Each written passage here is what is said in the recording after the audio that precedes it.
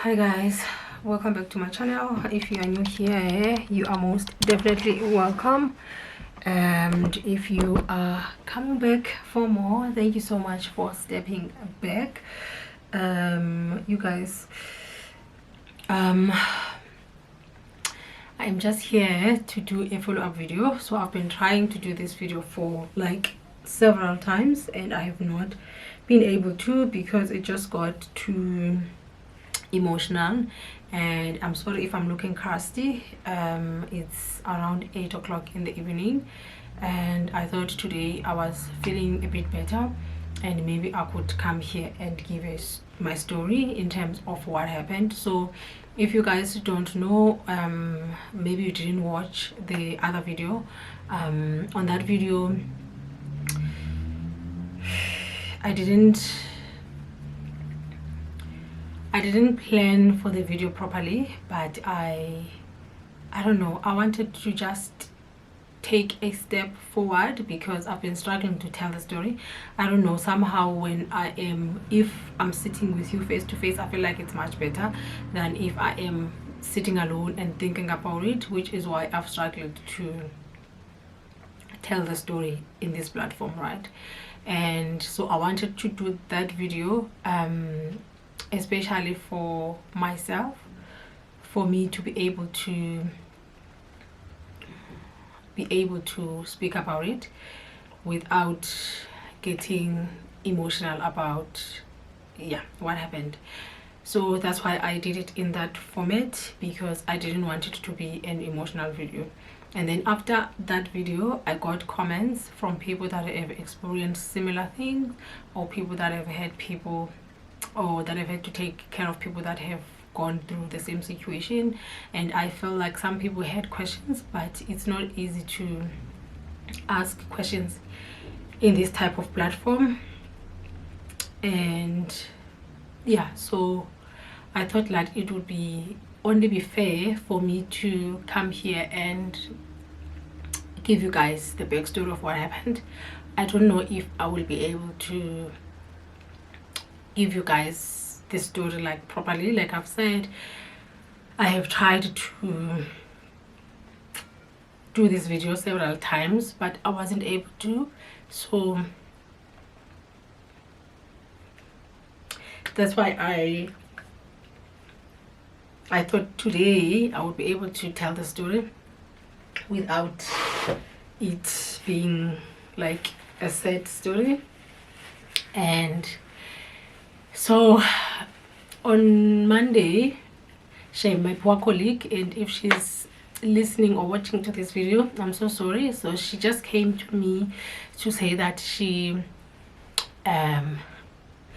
saw my video and she just wanted to give me a hug, but I think I was not fine because that week of the 18th, since I posted the video, I've been struggling a bit, and I think when she came the timing was just, I don't know, so I just broke. But yeah, so I'm so sorry for that. It's not what you said or anything like that, but I think the timing was just bad. But anyway guys, I'm gonna try to tell you guys the story, and please, if there's anything that I might miss, I found a manuscript that I wrote 7 years ago. Yeah, so I'm gonna be looking at it so that I can remind myself some of the things, but I'm gonna try to tell you guys the story, right? Okay, so I think it was the early hours of Tuesday, around 2 3, and then I started feeling like discomfort and pain. And then I woke up, I sat on top of my bed, but like it was, because if you're pregnant then you would have a lot of pain throughout, and sometimes you are not shocked by pain because you can't go to the hospital or to the doctors every time there's something, because constantly you have things they're not feeling yourself. So some of the things, if you can still take it, you try and manage it yourself before you go and consult. So on this morning, then I had like discomfort. I had a pain on my abdomen that felt like period pains type of pain, and I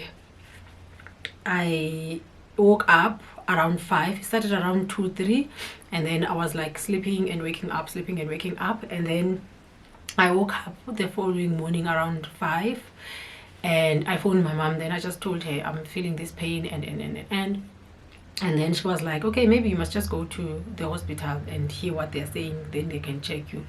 So I was like, okay, no, it's fine. Then my husband in the morning went to, we didn't have a washing machine, so he took our clothes to the laundry, and then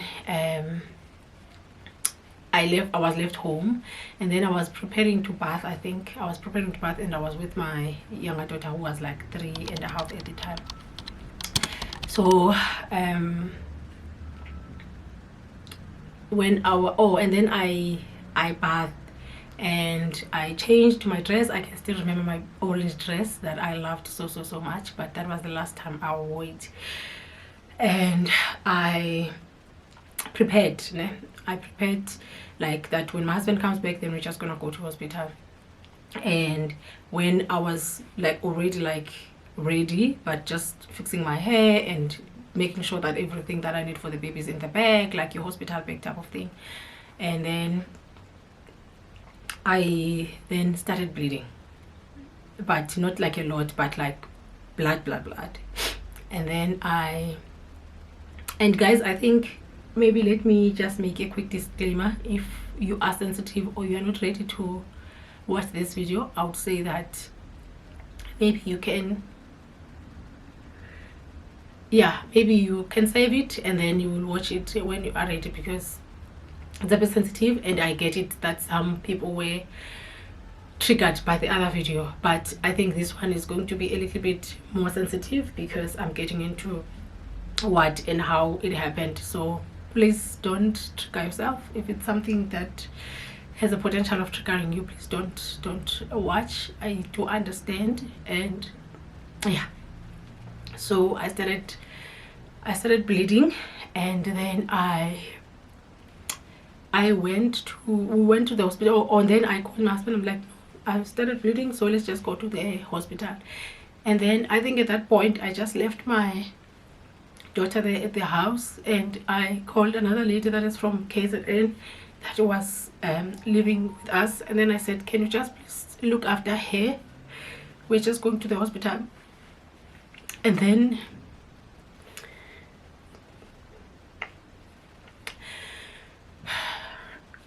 we went. So the hospital is like, I think less than 10 minutes drive without traffic from where we lived.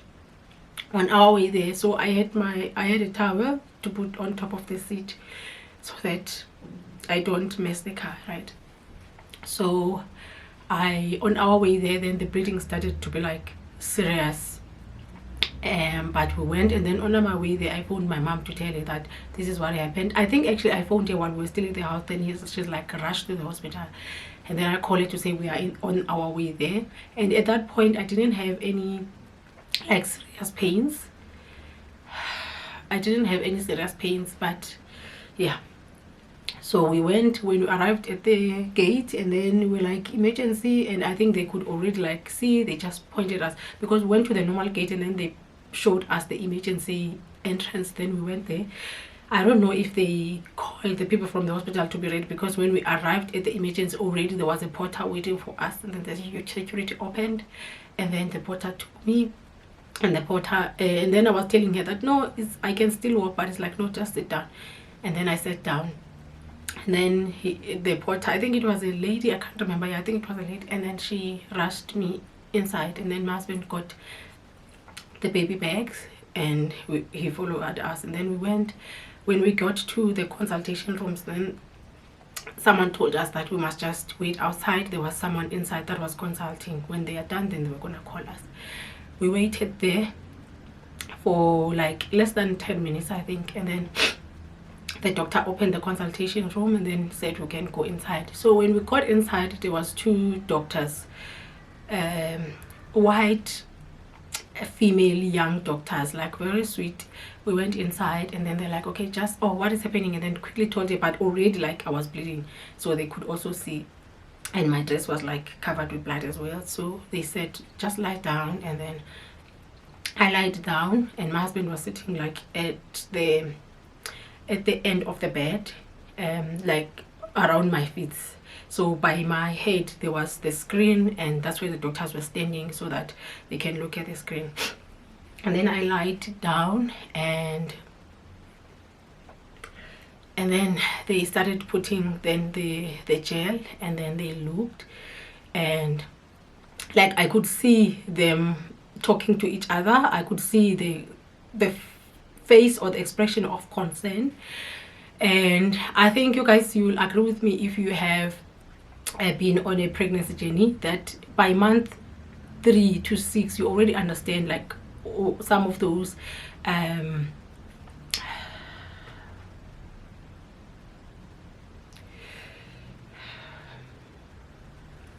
some of the terms that they use there.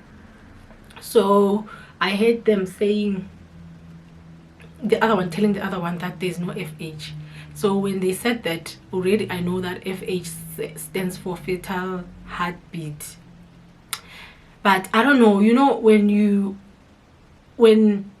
I don't know if it's like a reaction or a defense from your mind or what is it, but you know, when you know what you're about to hear, but you block it somehow. Like you hear it but you don't want to process it. Your mind doesn't want to process it because you don't know how you are going to handle it. So like I heard that, but I was like, no, it can't happen. And then quickly, like in that few minutes when the doctors are doing that, and then the stomach just shifted, like it was in one side, it was in this side, and now the pains were like rushing, like my body was like painful, my stomach was painful, and I couldn't, because now the baby is on one side, like literally on this side the stomach was flat and the baby was like on one side. You would swear that like someone put something on my stomach. And now I couldn't sleep face up, then I could only sleep with my left hand side. But luckily, because the doctors were already on my right hand side, so I had to sleep with my right hand side, sorry, not left, because the baby had shifted. As a result, I struggled to sleep with this side. Like I'm comfortable sleeping with this side, I don't know, since that time. So the doctor then say, there's no FS, they speak, and then they tell me that, you know what, there's a problem with this machine, we're just gonna call a senior doctor to come and fix the machine for us, or interpret what we see here. And then at that time, like my bed is covered with blood, like it's dripping on the floor at that time. And the doctor came in. It was a young, I'm gonna say young because he looked, I think he looked 30, maybe 30, 35, 37, but he looked less than 40. And he was also a gynae. And then he arrived and he rushed. He came within minutes, he came. And then when he came, then they continued to look on the screen and they couldn't find the heartbeat, which is what like I know now. And then he turned to me, then he asked, when was the last time you had the baby move? And then I couldn't remember, and I think already my mind was processing, like, how am I going to process this, how am I going to handle this, what is going to happen, type of thing. And then I also had that scared feeling to say, how do I, like, what happened, someone die inside of me, like a lot was happening in my mind, and I couldn't remember. Then I told the doctor that I don't remember, and honestly I couldn't remember. And then, oh guys, this is why I didn't want to do this video, but I guess it's necessary, because every time I start talking about it, I'm gonna feel like this until I like overcome doing this part. Then I'll be able to do it properly going forward. So the doctor turned to me and then he asked, when was the when was the last time you had? Then I said, I don't remember, because I couldn't remember. And then he said, he turned to my husband and he asked, can you please just wait for us outside the consultation room? They were like waiting seats. And then I just turned, I looked at my husband because I wanted to see if he can, like, he gets what the doctor means, or like what is happening or what is about to happen, right? And then I looked at my husband, but I couldn't read, like, from his face, I couldn't read if he, and maybe something that I need to ask him as well, if he understood what was happening at that point. So he goes out, and then they close the door, and then they come close to me, and then they're like, Sissy, there is no heartbeat, because the other doctor was a black guy, and then the two were like white ladies. And then he's like, Sissy, there is no heartbeat. I'm just like, you know, when you're like acting confused, like, I don't know, I felt like, I don't know, but anyway, I'm looking at them like with a confused, but I don't know, from that moment, like, guys, I don't know, I screamed on top of my voice. That scream, I remember it very well. I screamed on top of my voice. Like, my husband says he heard the scream from outside, everyone, like from other rooms, and like everyone heard it. And then people were like, what is happening, what is happening? And then the doctor, like, I was uncontrollable the way I was crying. And then the doctor came close to me and he's like, you know what, we've got like another problem. Yo. And then when he said that, I'm like, then I wiped myself. I'm listening, like, I'm in my mind, I'm just like, there's another problem, so what could be worse than what I'm hearing right now? Like, what else are you gonna tell me? And then the doctor's like, you know what, I know it's difficult, I know what is happening, but I'm just gonna ask you to at least manage the situation, because you are also in danger, and if we don't take out the baby in like 30 minutes, I think he said, or 45 minutes, I think he said 30 minutes, if we don't take out the baby, we can also lose you. And I think at that time, I stopped screaming or crying out loud, but I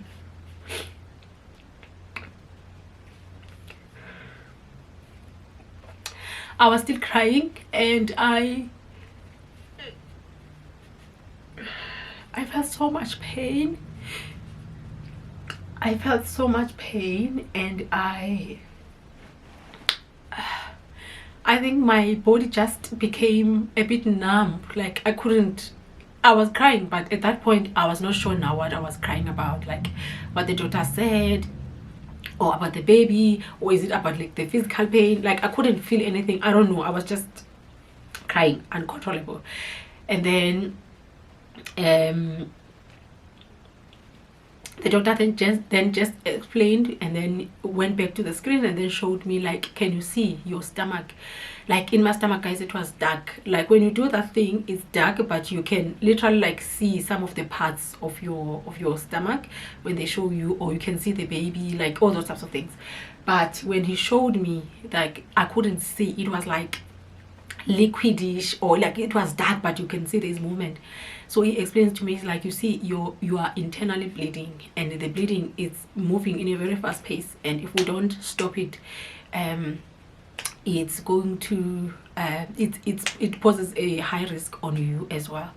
So, and then he's like, yeah, so we are going to try, because we've got about 30 minutes, so we're gonna try to induce you and see if we can help you give birth naturally within this 30 minutes, because at least you won't have to deal with I think they try by all means to avoid the C-section, because like you're gonna have a scar and you don't have a child. And then he gave instructions, and then now there were a lot of nurses, they're coming in there, like they are pushing, you can see people are busy. And then they asked me, who else is here? I can't remember what the doctor asked, but I just said to the doctor, I want to see my husband, I want to see my husband. Then the doctor is like, no, you're gonna see him, you're gonna call him, they're just taking care of him on the other room. And then I kept quiet. Then they took me out on the consultation room to another room, I think it's delivery room, I don't know, because I've never been to a natural birth room.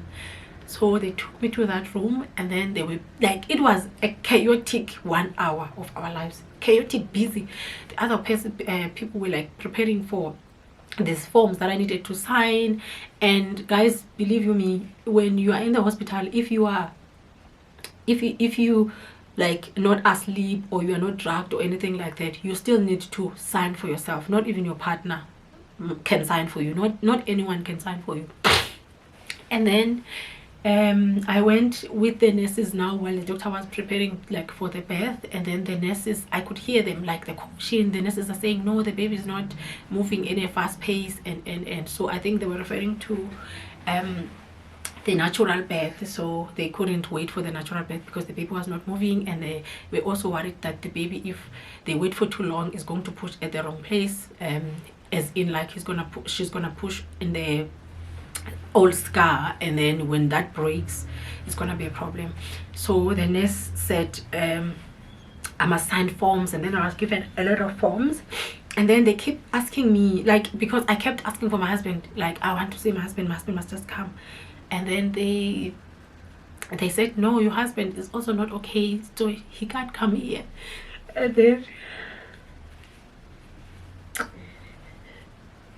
then they asked if there is anyone, but I couldn't think. My mind was not working.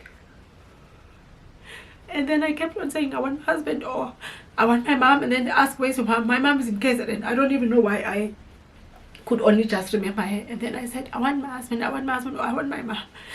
And then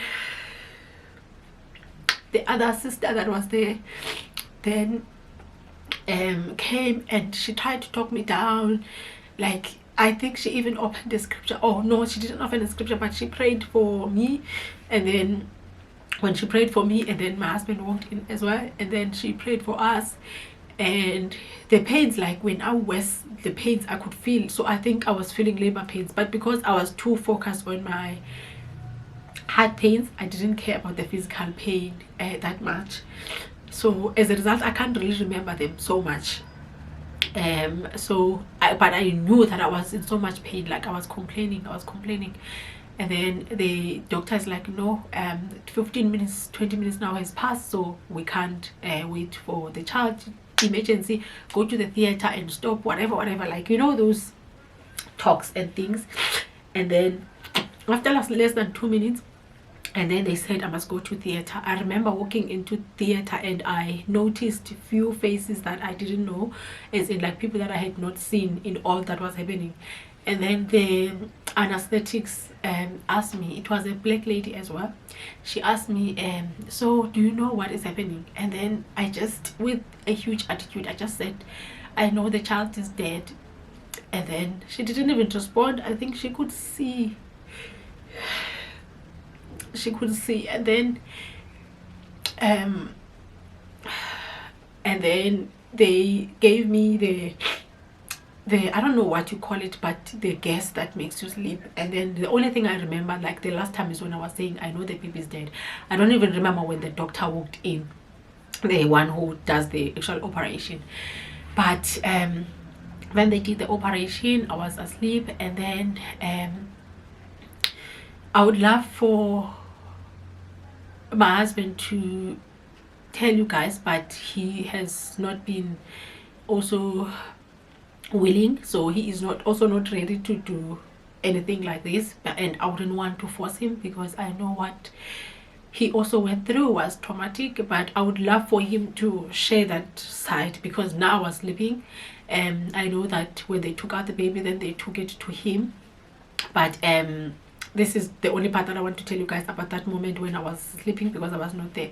So he says that when the nurse came, like, you know, when you are in hospital or you're in a situation, you don't even know what to expect next. They didn't even know, like, how is the baby going to be brought to him? Was it going to be like in a, I don't know, in a box, or in a silver tray, or, you know, those silver trays, or steel, like tables. Like, you don't know what to expect. That's what he told me. And then the nurse just passed, the one who was praying for us just passed, like holding the baby, like with the blanket nicely. And then she's like, oh, here is she. And my husband is like, What do you mean she? Because all along we knew that it was a boy, we had clothes for the boys and everything like that, but that's a story for another day. So my husband says then they went to a room, and then when he felt her, she was still like warm, I guess because inside is warm, she was warm, and she looked like she was sleeping. And then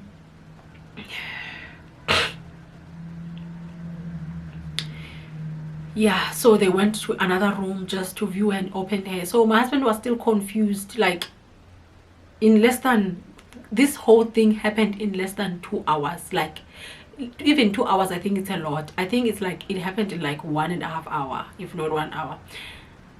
Knowing that you are going to lose a child, suspecting you're going to lose a child, losing the child, like ubambe a child that is no longer the potential of losing your wife. Like it was just a lot that happened, and now knowing that it's not what you expected but what you expected. And he says that maybe if the child came out and didn't look like us, then maybe he was gonna doubt it, that it was because we believed that it was a boy, right? But that's another story. So he says that he looked like my older daughter, like exactly. So then I went out of theater, and then I don't know, I think they said that I struggled to wake up a bit, and then when they tried to wake me up, then unfortunately for me, I could remember the date, like I could remember where I was, the name of the hospital and the date.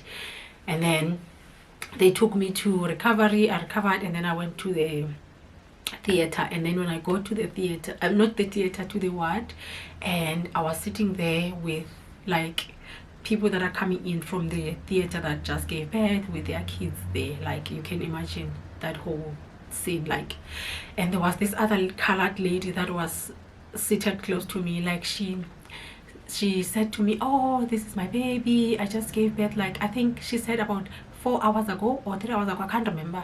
And you know, I'm just waiting for his dad and whatnot. And like she wanted me to see, like I was crying, and I don't blame her because she didn't know what had just happened to me, right? She just walked in, and I think if you have never experienced things like that, it's not easy for you to think about those things or to be sensitive, because you're not sure. Like you can see I'm sitting there alone, there's no baby, and we're all from theater, but it doesn't click your mind if you have never been in that situation. So I can't blame her for that.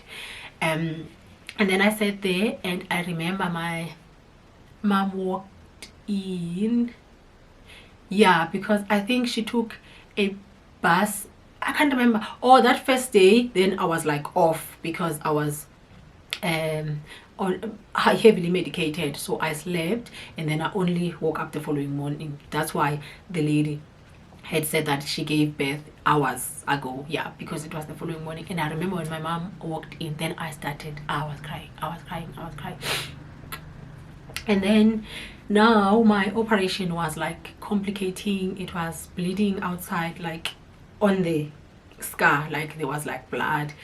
And even now, like I've got something like it's not a hole, but something like a dip close to where it was bleeding, where it opened, because it was bleeding, and then on the side it opened, like there was blood coming off there, like 4 weeks after I gave birth, and even after I left. So I will see if I can take a picture. I'll ask my husband if I can show you guys a picture, then I will just post it somewhere here. But if I don't, you must know that maybe he said no. Yeah, that's what I remember from there. But I think as hours went, then I sort of like lost, I don't know, I feel like there was a time when I was not living because I was not hungry, I was not thirsty, I didn't want to do anything. I was just sitting there and I was crying, and my family and my friends were there. But yeah, so and then now, yeah, so now my family had to start like arranging for the funeral, because like it was a baby, and the hospital said that because I was still not out of danger, so they were going to allow for the baby to sit at their mortuary for longer. Maybe they were going to give us 2 days longer so that my husband can also make arrangements and all those types of things. So I also, like, the other thing that makes me sad is that he had a lot of things to focus on, and not so much on his pain at the time, which I think also affected him. And he arranged the funeral, and the doctor said no, I was not gonna be able to go because it was risky. So the doctor didn't want me to be out of the hospital at that time because of the bleeding from the wound, and also because my blood pressure was still very high. They couldn't control it. And then my husband went home with my mom and my brother-in-law to go bury the child. And then I was also scared. I was also scared to go see the baby at the mortuary, so I didn't see her before they left. And my mom said it's fine, they will take pictures for me, which is the picture that I showed you guys on my previous video. But even when they came back after the funeral, I couldn't look at the picture. It took me a very long time for me to be able to look at the picture. But I'm grateful that I saw the picture. But also I don't know, I feel like maybe if I saw her, I was going to feel better. I feel like if I saw her, maybe I was also gonna feel better. But it's fine. I don't want to dwell a lot on that because there's no way we can turn back times for that. So they went to bury her, and then I stayed at the hospital for like 2 weeks, and then after that I went home. But when I went home, I